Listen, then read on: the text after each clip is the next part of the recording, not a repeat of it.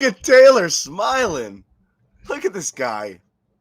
So happy. Look at this guy. I That remember was a you. fun game. You're the guy I met at the beginning of the season. No tirades for me today, thanks. Maybe one, but it'll be super brief. I've never seen you as mad as you were last game. And I was like, I don't know that I like this Taylor. I don't I don't I don't like him like this either. guy. He's a jerk. I don't like that guy. No, it's just I mean, crazy different vibes. Taylor sped home. He was at Gillette Stadium covering the game here, where the Patriots pulled off a shocker, 29-25 win over the Buffalo Bills. And I gotta say, man,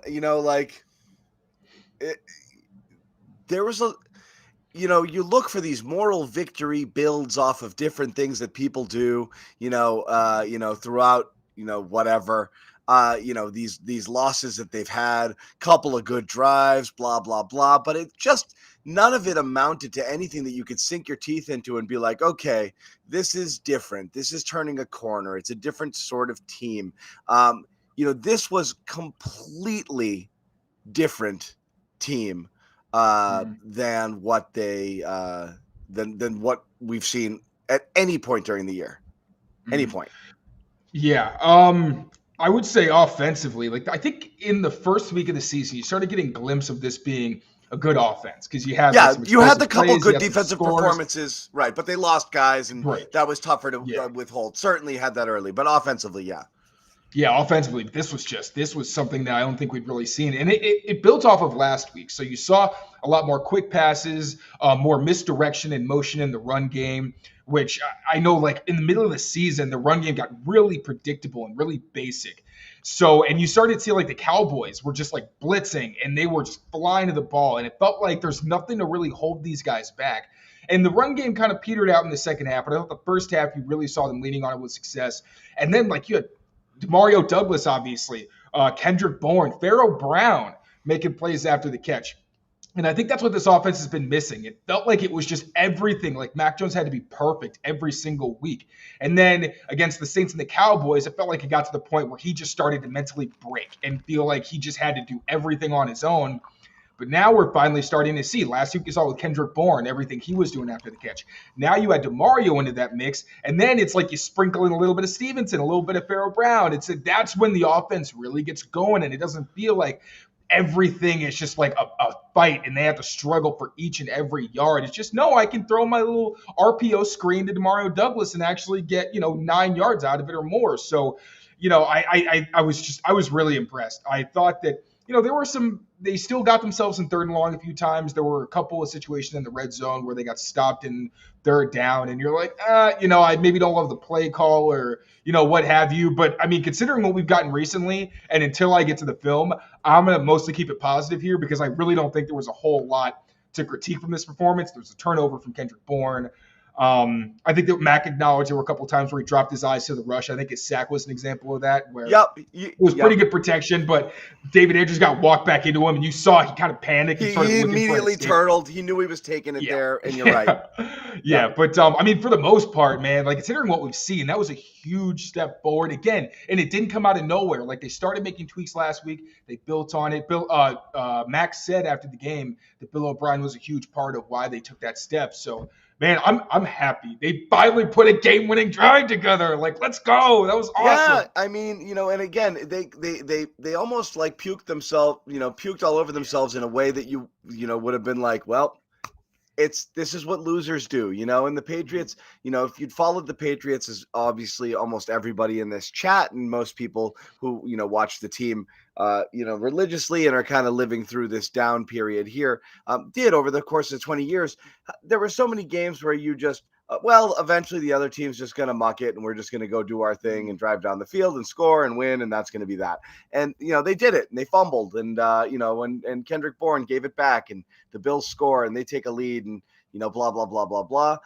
And then they did it. 75-yard drive, Mac Jones, boom, boom, boom, boom. I mean, right out of the gate. And again, if you're looking at it from the Bill side of things, just letting Stevenson leak out for that 30-something yard gain on that first play was ridiculous there, and his nice little play call and to get him out there. But yeah, you got something to say. I will say they got very lucky because David Andrews was way downfield, and Yeah. did make a block. And when you look back, you're like, oh, okay. But to be fair, the Bills got a couple I thought for calls. sure I that think was they coming missed some back. calls. I thought, yeah. I was shocked. So I was stunned with that call. But all of a sudden you're cooking, and then they get all the way down there, and they pull it off. It really was amazing to see it, and you get that kind of. Well, has Mac done it? Has Mac, led game-winning drives and this and that? Well, he's got his little feather in his cap now because he can say that he did that.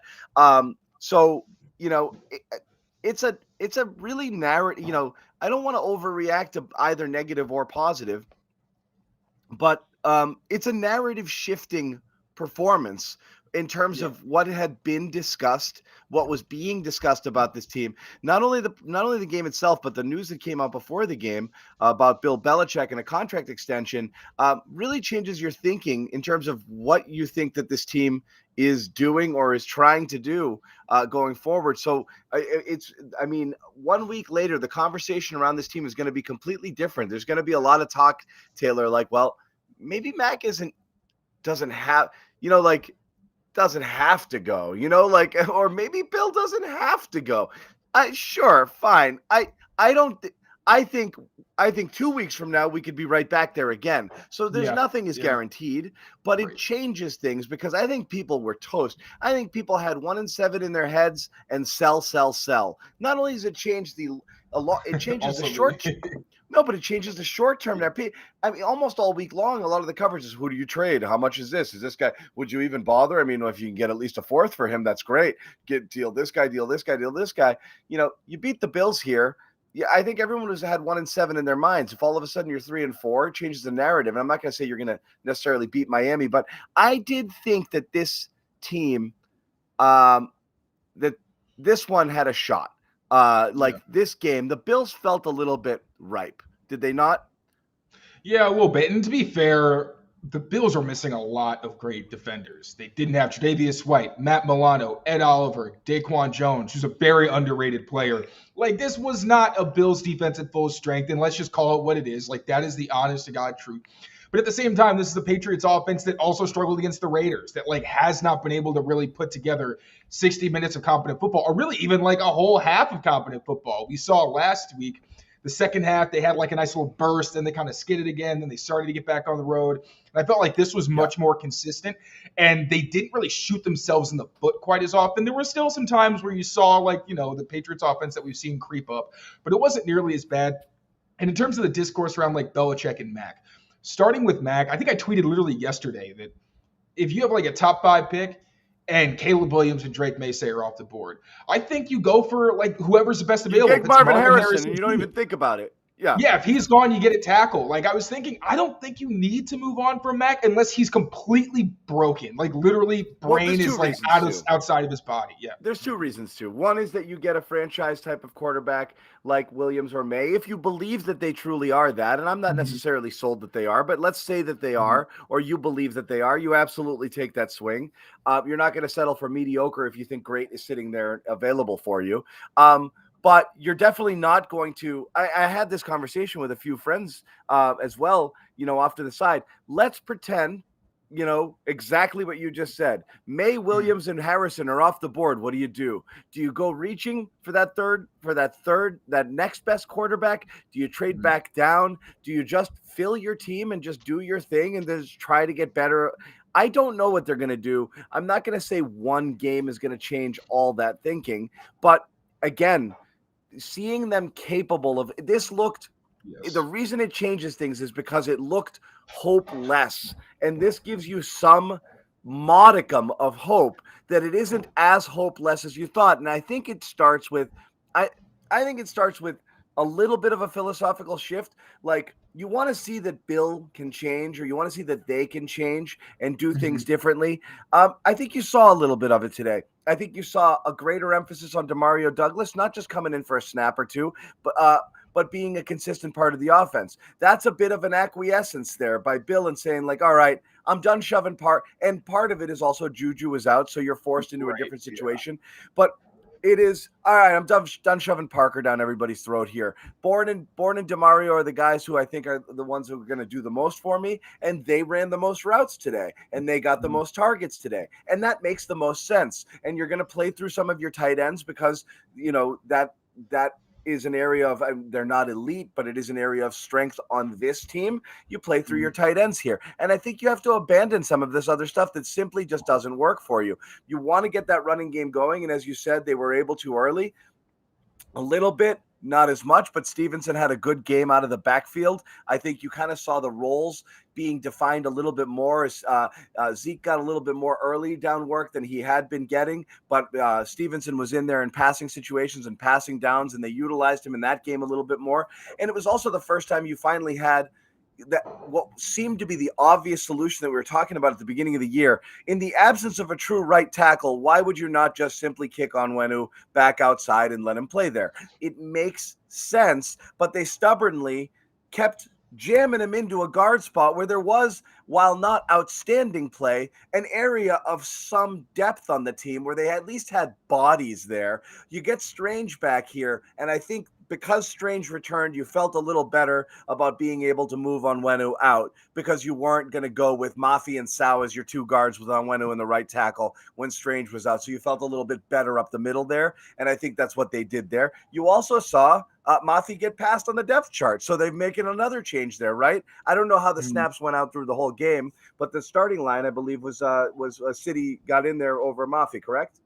Yes, it was. Yeah. Because So, Mafi's had a tough few weeks. Yeah. He's had a tough few weeks, and that was after Mafi had kind of sort of outplayed a slightly hobbled Strange and actually sent him to the bench during games where he was active. They decided they had to sit him back down and get him right. He comes back here. How many times did we hear Cole Strange's name today?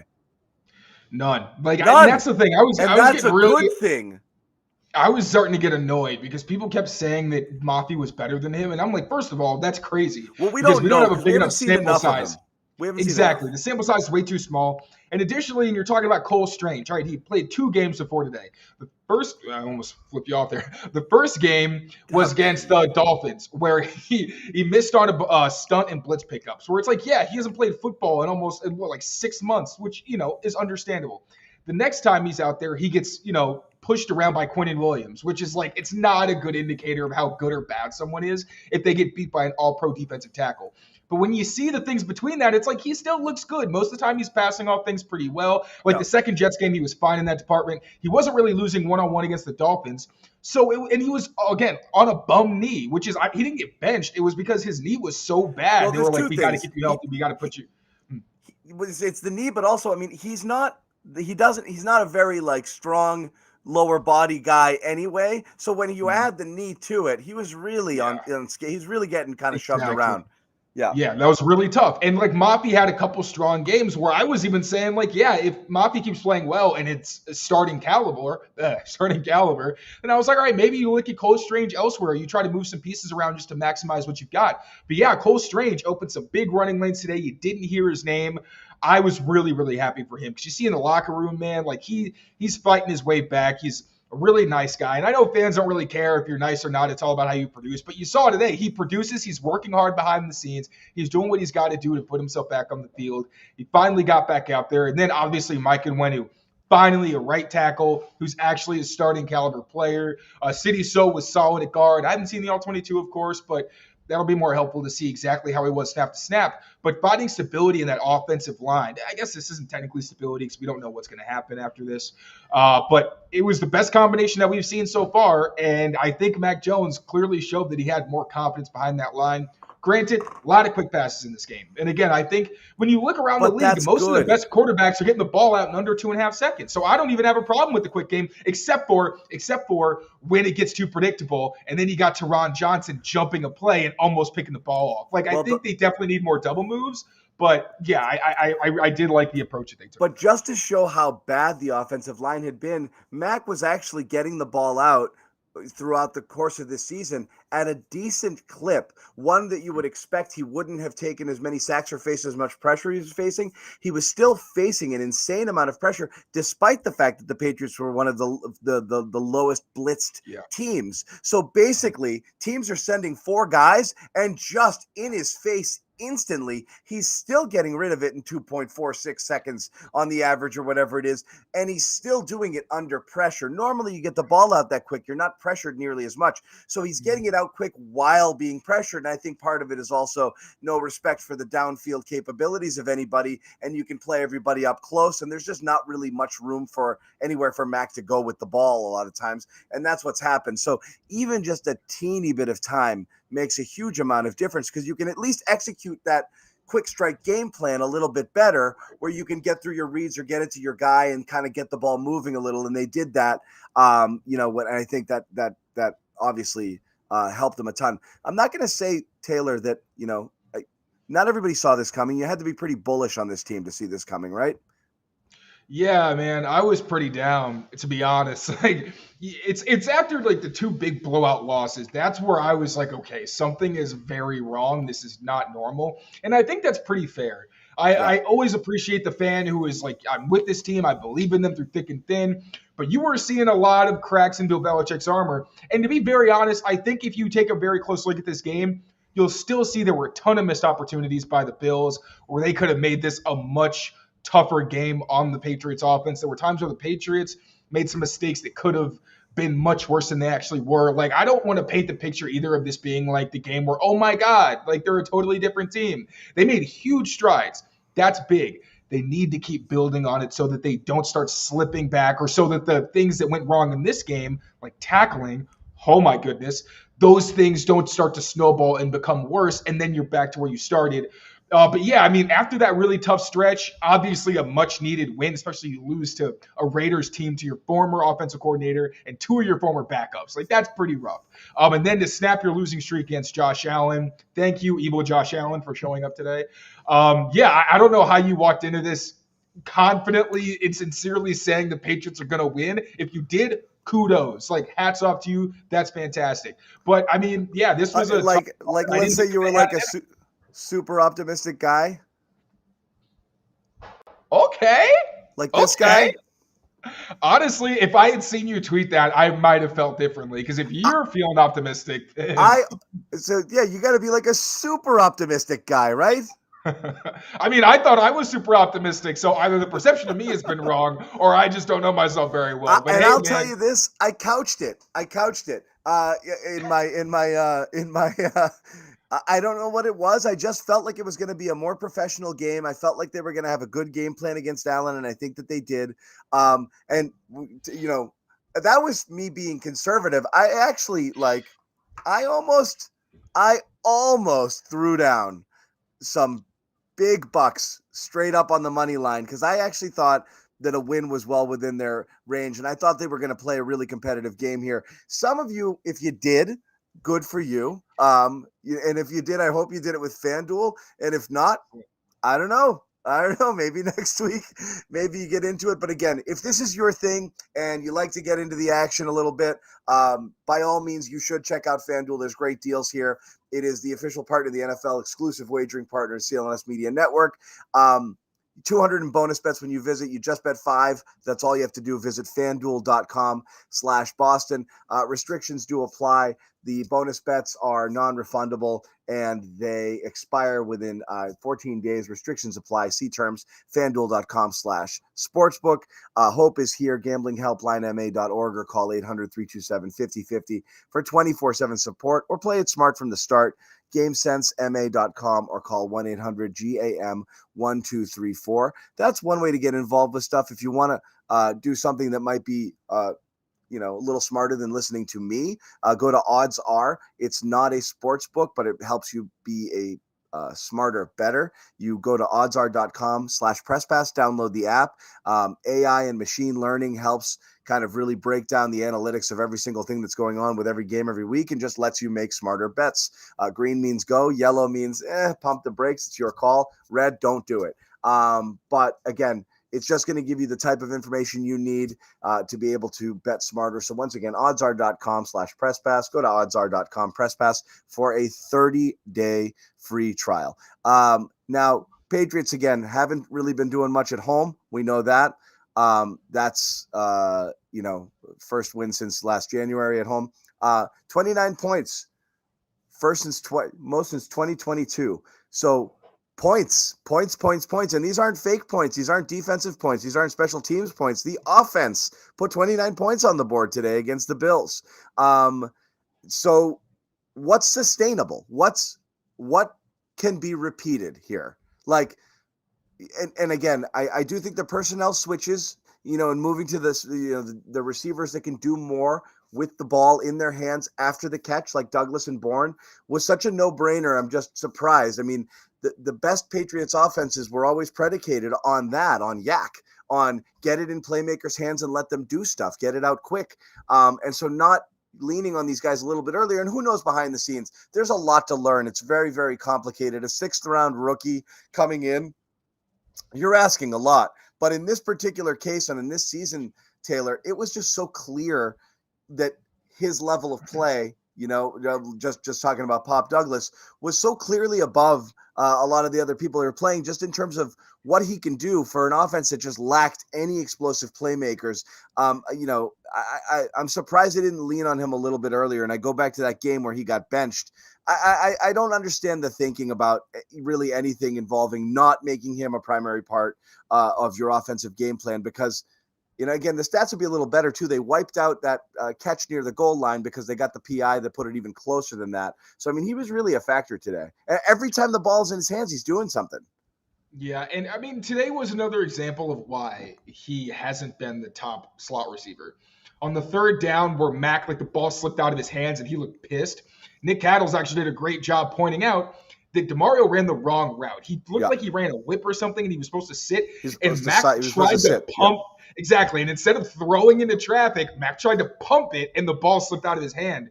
Which one I loved. I asked Mac about this, he said he wanted to get back to being Mac and show emotion and have fun. They had fun, and he let DeMario hear it after that. He looked pissed in a way that you haven't seen from Mac in a while. I love that. But getting back to Pop, you still see why. He still makes mistakes. But at the same time, Juju's out there making mistakes too. They all are. That's the point. That's exactly. What I don't get. So it's hard to justify when it's a rookie, sure, making rookie mistakes, but Juju's making rookie mistakes, and Kendrick Bourne isn't running his routes consistently the right way. So, how much can you really take away, or how much can you put on DeMario Douglas when he's also the only person who's consistently making the first guy miss, giving you juice downfield? And that's another thing. I love that it wasn't just DeMario Douglas being a gadget guy. He got the jet sweep. He got the bubble screens, but he also had the catch down the seam. He also had the crossing route where Teron Johnson, who's one of the best slot corners in the NFL, pulled on his jersey. I think he drew 3 flags today because he's a really tough guy to get under control at the top of the route because he's great at using his head. He's so twitchy, and then he's quick and fast. So if you aren't in the right position or he catches you off guard, you see what happens. Guys try to yank him and slow him down. So, I mean, I'm with you. It's gotten to the point where, especially after today, there's no justification for, I think, taking him off the field. I know they're still going to put Juju out there, and it's going to drive me freaking nuts. But at the same, there's got to be a rotation. I don't know. I'm trying to talk myself into it already to calm myself down because I will not be happy about that. But I think DeMario definitely proved that you need to make him a big part of the game plan. Don't just use him as a distraction. Don't just use him as a bubble guy. He can help you in a lot of different ways. Yes, use him as one of the few after the catch weapons that you have, or guys who can separate and get open, no question about it. Super chat here. Thank you for that, for the contribution. Anybody who wants to leave a donation here, we do thank you. The anything that you send us goes to the hosts, not to the evil overlords who own the company. They get none of it, nothing, not a penny, just the hosts. So thank you. No, we don't need to use Thornton more. And why? Because Thornton is useless right now. It would be great. I'm sorry. It would be great if he could do more. I think he ran 3 routes today. That's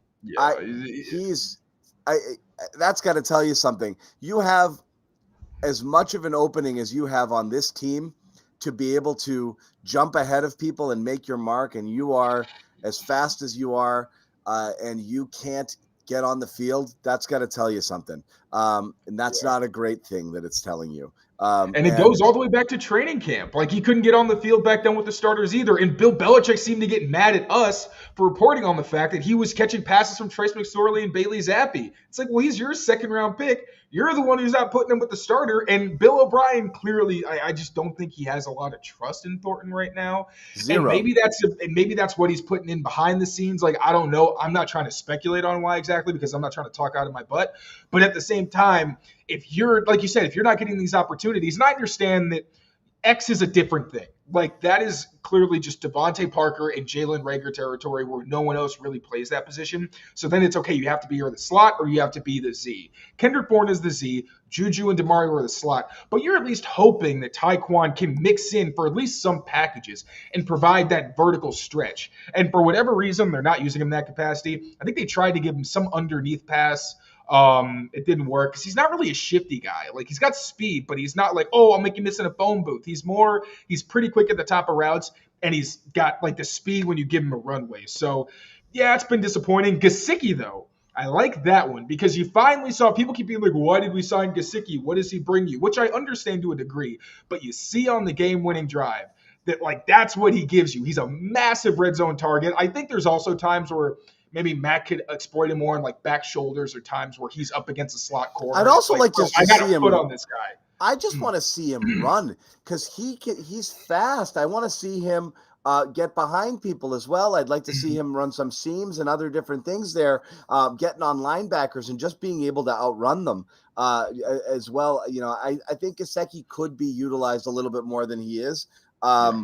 I don't know why everyone hates his gritty. I don't think it's the worst gritty I've ever seen. It's cute. It's like, I think I saw somebody tweeted when he first did it. They were like, that's not the gritty, that's the skedaddle. And I was like, yes, that is the perfect name for whatever that is. I'm going to tell him that next time in the locker room. Like, you ever thought about calling this the old skiddly dink, skiddly do, or whatever the hell? Because that it's fun, but it's not exactly a gritty. Yeah. No, it's not nearly as bad as you say, but you know, it's just interesting that it you know, you use those guys, and I think that those are the, you know, that's what's been working. I like to see, as you said, kind of moving towards you know, utilizing guys like Douglas and even, you know, getting Gesicki involved here and obviously Bourne the last couple of games here has clearly been the guy. And Pharaoh Brown, huh? And Pharaoh Brown. Pharaoh freaking Brown, man. Every time the ball comes his way, he's breaking tackles. Like, and I tweeted, like, because he's like, his whole thing is blocking. And I tweeted once, like, he blocks like he's trying to get the other guy to throw a punch. Like, he's always right at the edge of the whistle where, like, he'll, like, give you that shove at the end, or, like, he'll extend his arm in the way that just pisses people off. And he really likes getting under people's skin. But then you see as a receiver, it translates because he's a massive guy. He's not easy to tackle. I don't particularly think defensive backs want to tackle him. And he's got good hands. He's obviously, you know, I'm not saying you need to start giving the guy 5 targets a game. But, man, it's also hard to ignore that, like, he's gotten you some good plays underneath and downfield. Yep. So, I don't know. Like, maybe I would like to see if Pharaoh Brown get, like, 2 or 3 targets a game, see what he can do. I don't know. But he's it's better than I thought. We do have to focus a little bit more attention on Mac. So it's all the discussion around Mac for the last year and a half has been how much is him and how much is what's being done to him, right? You know, and that would be the offensive coordinators last year, lack of, you know, receiving weapons or offense or, really shaky offensive line play. You know, that's been inconsistent, if not downright bad at times. And then even this year, whatever was going on, whatever the type of offense they were trying to run from Bill O'Brien, whether that suited his strengths or what this team did. I'm not going to say finally after 6 games, 7 games, they figured it out. But again, some of this stuff seems basic. Like what worked for him his rookie year seems to be the thing that would work for him most generally. And that's, as you said, the quick passing game and try to get some yak. Which is why, again, the shifting to what they did today, to get it out quick and get it into the hands of guys like Bourne and Douglas, seems like what they should have been doing the whole time, right? Yeah, Like, so I absolutely. mean, And credit to O'Brien for doing it. I'm just surprised that this wasn't what they do, because I don't know how you could have looked at this team and thought that they might be successful any other way offensively. yeah, I thought the lack of underneath targets to Kendrick Bourne was definitely strange because that was Strange. really, they kept trying to get him the ball downfield. And frankly, I like that because he definitely has flash there in his career, but it wasn't working. And I was like, okay, maybe at least try to get him involved more underneath. And just like that's guaranteed, like he's going to get you some good yards because he's good after the catch. Finally doing that again with the DeMario thing. Like, I understand you want to see what Juju can do, but I feel like Juju just stacked together performances where you're like, he doesn't really give you much. So I mean, they tried. I think if the results, like if they had a couple more wins, I don't think it would have been as much of a big deal. And I also don't think that Juju was like the reason that the offense was that bad. There are plenty of reasons, but I think the fact that he wasn't giving you anything just made it look even worse. Although, of course, if you put DeMario in there and he's making plays, you can't predict how things change, of course. But I do agree that it took too long, but they're here now, and we'll see if it's too late. You know, they got a lot more games to play. Although I will say, if they can find some way to win in Miami, like you got a stretch where you have a lot of winnable games and can start stacking some victories together, build some confidence, start seeing what you do well and poorly as an offense. Maybe guys start getting healthier. Again, like the biggest thing for this offense has been Cole Strange and Mike Nwenu not being healthy. I don't think there's anything that's been a bigger factor in their losses than having massive holes not only at both guard spots, but also at tackles. So it's like when you have two above average starters on your offensive line, you're not going to be a good football team. That's just it's an impossible position to be in. And I think that getting those guys back on top of feeding your guys who make plays in space, it's a chain reaction that I think is really why you saw this offense start to find its identity and get some momentum. But again, let's add in, the game plan is one, but the other is this is a pretty freaking efficient game from Mac here in terms of like, just don't do the dumb thing. In addition to, so there's a couple things that Mac's supposed to be good at, right? And that's processing, accuracy, and not making mistakes. But because of either factors that surrounded him or simply maybe, he isn't as consistently good at those things as you would hope that he would be at this stage in his career, or maybe a confluence of both those things. He has been inaccurate on throws that you should be able to make. He has seen ghosts, maybe because the offensive line has failed him at times. He's made the wrong read and missed certain guys, certain times where you would expect him to be able to kind of get through things quicker or get through his progressions. And he's made horrible decisions and taken some incredibly bad interceptions and turnovers the last few games. So just cutting that out makes a huge difference. He did that and played well, but all of the other stuff kind of came together as well. There weren't a lot of like, ooh, I want that one back moments from him today. Yeah, they're 2-0 when he doesn't turn the ball over. So that's a pretty good start. But yeah, on top of that, I just, like you said, it's hard without looking at the tape, especially when there was so much quick game. But I mean, he didn't make any glaring mistakes. Like he said, there were a couple times where he dropped his eyes. You got to dig in a little bit to see, right? Yeah, and then there was and even the play where he probably should have gotten intercepted by Teron Johnson. Like, I don't even really think that's on him. It's just they were using similar concepts over and over. I think it was a situation where Johnson just understood what was probably coming and jumped it. But yeah, you didn't see those glaring, like, Mac, what are you doing kind of plays, which even last week, like, they had a good offensive performance, but he has two plays where one should have been a pick six and the other was a horrendous and inexcusable interception. And it sucks because you want to root for Mac because he has games like this where it's like, okay, like this guy, you can debate whether he's the face of your franchise or whatever, but he's a good quarterback and he can win you games. He can put drives together. He can be that distributor that everybody wants him to be. But the situation has to be right, and he can't be actively under assault while also having receivers bail him, like you saw Devontae Parker on the drop pass last week. Like, he finally gets a good pocket. It's, oh, my God. All right, he delivers a beautiful deep ball, and the guy drops it. But this week you saw his offensive line helped him out. His receivers helped him out. It was a balanced performance, which I don't think we've really seen since week one. So, yeah, like give Mac his flowers. I'm always hesitant because I like to make sure I can see the entire picture and understand how he operated within the system. There could also be plays where he did better than I thought he did. But yeah, I mean, no complaints from Max. Seriously, I was really impressed by this performance, and I hope he can build on it and keep getting confidence. We're going to talk about one more thing, and that's something that happened before the game, which is interesting because, like I said, it does change things a little bit in terms of how we move forward with the Patriots and how they move forward based on, again, what the narrative has been regarding next season. But we do want to tell you quickly about Factor Meals. It's America's #1 ready-to-eat meal kit. It's the ready-to-eat part that's important. You're too busy in this fall to cook, work, kids, whatever, all of the above. Then adjust your stride without missing a step. Choose from 35 plus weekly flavor packed, fresh, never frozen. Again, that's the key part. Never frozen meals. Promote a healthy lifestyle. Meet your meal preferences. Basically, they just send, not like I said, fresh food, non-frozen, prepared to your doorstep. You heat it and you eat it 2 minutes later. That's all you have to do. Calorie conscious options if you want. Less than 550 calories per meal. Do it. Protein plus 30 grams of protein. Do it. All you have to do, factormeals.com slash presspass50. That's factormeals.com slash presspass50. Do that and you will get 50% off your first order. Once again, factormeals.com slash presspass50. There's the correct graphic right there. Use the code presspass50 for 50% off your meal. Also should tell you, no, I'm not going to tell you. We're just going to jump ahead to this real quick. One thing that happened before the game was Bill Belichick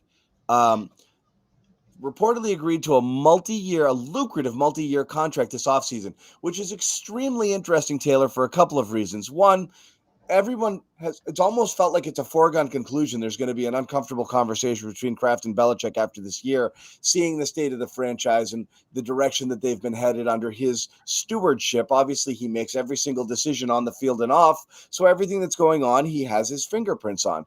So it's not going well. And if this team went to 1-7 and started selling off parts and had a 4-win, 5-win season, that would be bad. It's something we haven't seen in a really long time here. So you find out before the game, no, he signed a long deal. How do you read this situation? Because I have a couple of takes on it, but I'm curious your perspective. Yeah, so I saw that Tom Curran said, it's not multi-year really, it's through 2024. And then Albert Breer was like, no, if it was through 2024, they would have announced it differently. So it's probably longer than that. I'm not going to lie, especially heading into this game, when I saw the news, my stomach kind of dropped because I've been in the camp of at the very least, Bill, the GM, has to take a step back. For whatever reason, and not just Bill, the GM, but also Matt Groh and the scouting department. Fresh eyes. That was where I was like, okay, I don't really love this. As a coach, I think you could question his decision-making at times. For sure. I think some of the game plan stuff you could probably nitpick at, but at the same time, I don't really think there's many coaches that are better than Bill Belichick. I just think that his personnel moves kind of put him in some really bad spots a lot of the time, but also injuries played a factor into that. As a coach, I don't mind him sticking around as a coach. I think that's fine as long as there's still buy-in. And going into this game, I was worried about that part where it's okay, how are they going to fight for him against a team that most people have them losing to when they're 1-5 and it feels like their season might be lost. They in the locker room don't feel that way, but on the outside, it's all right, I understand that you're fighting for your jobs and everything, and this is your career, but at the same time, things are looking pretty bleak. After today's performance, I feel much better. I feel like these guys really did fight.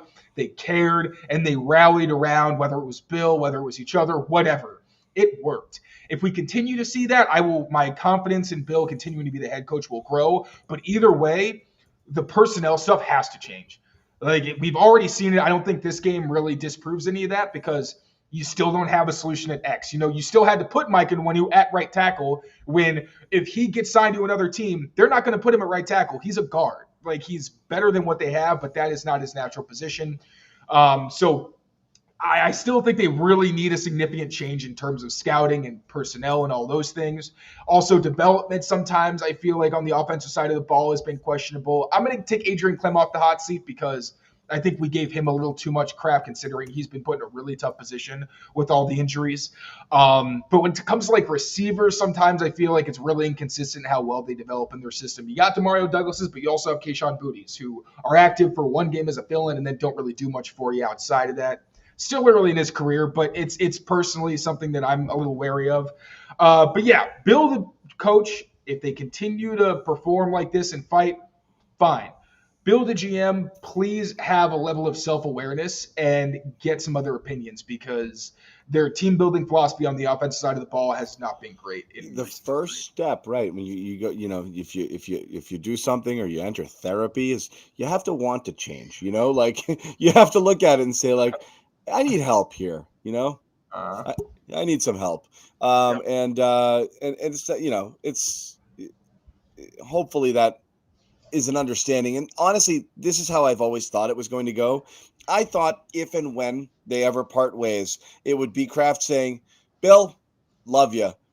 We got to get you some help. And either Bill says, I will accept it or I refuse. And then you have to decide, do you want the personnel guy and the coach to continue on together? Or do you realize it's got to all go because I can't have half, and I can't have the half I want and replace the half I don't want. So it really comes down, and it can always be pitched as, dude, come on, man, you're older, and like, don't you want to see it a little? But I don't know. I really don't know how this goes. You don't know where it comes from Bill Belichick's perspective, whether he would accept it or not. But I do think it changes the narrative a tad, because I don't believe Kraft was just like, sure, whatever, sign it. And then 3 months later was like, oh, what a mistake. I think he had to have an idea what they were entering this season with. I think they were hoping it was going to be better. I don't think it's the biggest shock in the world that it hasn't been great.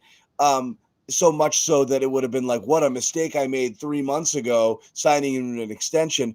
I think if anything, this gives Bill the rope to not necessarily have to win this year to save his job. Like, I think now it can be like, look, if we lose, I can live with it because we're trying to build something that's good 2-3 years from now. So let's not sweat it. Maybe I've overreacted with the whole I really want to make the playoff stuff. Like, does Bill Belichick's job really hinge on the Patriots making the playoffs this year and then getting bounced and lose by 35 points in the first round? Like, does that make them better? No, you want to have a better team, a better program, and more hope going forward. Anything short of that, what's the point, really? Like, just, well, we made the playoffs this year, it was a good year. Like, that's not what counts around here. I think that's ridiculous to think that that's what Kraft wants more than anything is, I want to make the playoffs again. No, he wants to build this back into another friggin' dynasty and stomp people for 20 more years. And I think that means a lot more to him than that. It's just whether or not he thinks Bill's the guy to do it. Yeah, that's the thing. Like, if they got blown out the way that we'd seen against the Cowboys and the Saints, if that happened 1 or 2 more times this season, I just don't know how you could have justified not finding someone else. Because at that point, it's like, all right, well, where is this rebuild going if you're getting completely stomped on by some teams? Like, the roster isn't that bad where they should have gotten, or they should have lost as badly as they did. To be fair, like, they had injuries. I understand all that. But I personally was under the impression that if this keeps going poorly, then yeah, maybe Bill is out. And then I saw somebody say that like blaming Bill for personnel decisions when they have an entire front office is pretty wild. Bill has final say. So frankly, I think it is kind of bad that they have an entire personnel department. And I think there's times where all the work that those scouts and all those people who are on the road and work tirelessly and spend all this time away from their families, I think it kind of sucks when they put in all that work and they have their own opinions. And then Bill comes in at the end and is like, I don't really care. I like this guy better. And the guy doesn't work out. And it's like, well, what the hell have I been doing for an entire year of my life? So I just want to put that out there that, it's not just Bill the GM and his posse. It's pretty much Bill the GM making. That's why there's people in the chat like, what about the other guys? I mean, there's some strong reporting from behind the scenes about situations like N'Keal Harry, for example, that everybody had a different guy on their board and it wasn't him. He's like, nah, I like this guy, So like Bill gets dug in, Bill has his guys, Bill has his people, but it is frustrating. And that's why you've had a little bit of personnel turnover, because it's like, well, man, I'm telling you this, and this is my job and this is what you hired me to do. And you're like, well, my good buddy coach told me that he's good at this and that's good enough for me, And so scouts have a hard hard job as it is, man. I didn't even get into scouting because I was like, I'll lose my mind. It's a very hard lifestyle. So I'm sorry. Like, I just got to throw that in there. Like, they work so hard, and to like have all that, and then you're in the room and feels like, but man, I would be like, dude, screw you. If I were a scout in professional in the Patriots building, I'm not saying that. I am just saying how I would feel emotionally. No, it is a tough job because you lay it on the line and you got to be right. And you still want them to take your guy, but then when you put all the work forward and they're like, okay, cool, thanks, I'm going with this one. And you're like, man, I've been away from my family for how long? Like checking this stuff out, and you're just going to do your thing, huh? So, I definitely get it. We are going to wrap it up, but just the kickoff of that other game, we'll let you guys go watch the Dolphins, who the Patriots play next week. There'll be more from Taylor and everybody on our network coming up. On our YouTube channel, on our website. So please check that out, CLNSmedia.com for Taylor's write-up, which should be up there now. Is it up there now? Yep, not yet. I got one more section. One more section, and then it's up there. So you guys have something to look forward to. I'll be talking about the defense. They need to learn how to tackle again because I don't know what the hell happened today, but she's Louise. Yeah, that was some stuff. Before the Dolphins do it. And the offense, which obviously turned things around, I'm sure will be a great focus as well as we kind of keep breaking down a 29-25 Shaka upset victory. Patriots beat the Bills, moved to 2-5. Is that right? 2-5. 2-5, baby. With Miami on the horizon next week, Taylor will be headed to Miami to check out that game, so you can stick with all of our coverage down there. Taylor needs a break, so that's good. We need to get you out of here a little bit. Me and my partner in crime, Amit, we're going to South Beach, baby. Amit, going to South Beach. I worry for you. I worry for both of you. But anyway, again, thank you guys for watching. A lot more stuff to come, so make sure you check it out, and we will